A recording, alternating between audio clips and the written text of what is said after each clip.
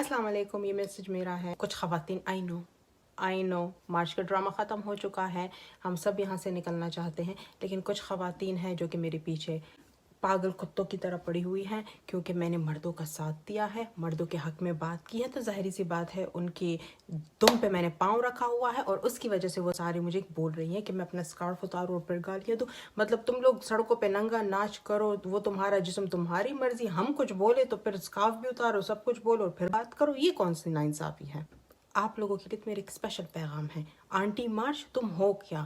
تحقیر کرو تم عورت کی، پھر ناچ کے بولو آزادی. چادر کو تم پامال کرو، دیوار پہ لکھو آزادی. تم عزت عصمت غیرت کا مفہوم بدل دو شہرت سے، سڑکوں پر جا کر راج کرو اور زور سے چیخو آزاد. تم آوارہ بدچلنی کا تعویذ پہن لو گردن میں، آوازیں کسے لونڈے تم پر، تم شور مچاؤ آزاد. گھر کے ہر کام سے بیزاری، دفتر سے تم کو رغبت ہے، گھر زندان لگے تم کو اور جاب کو سمجھو آزادی. دو چار کتابیں مذہب کی اب پڑھ لینا تم آنٹی جی، پھر جا کر اپنی پلٹن کو حق بتانا لبرل آنٹی جی. مغرب کے جھوٹے برتن میں کھانا پینا راز تمہیں، کوٹے سکوں جیسے نعرے لگتے ہیں کیوں خاص تمہیں. 10-12 ولگر نعروں سے تقدیر بدل سکتی ہو تم، دل کے خانے سے شوہر کی تصویر بدل سکتی ہو تم. اونچی ہیل کی سینڈل سے کیا کیٹو سر کر پاؤ گی، چھوڑو زمین اگر اڑو گی تو منہ کے بل گر جاؤ گی.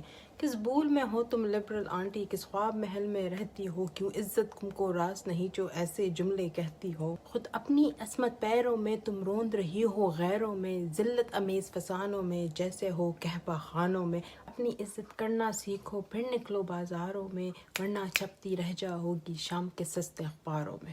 میں ایک عورت ہو کے 1,00,000 کی لعنت بیچتی ہوں اس عورت مارچ پہ اور ان تمام لبرل خواتین پہ جس نے کنجر خانہ کھول کے رکھا ہوا ہے.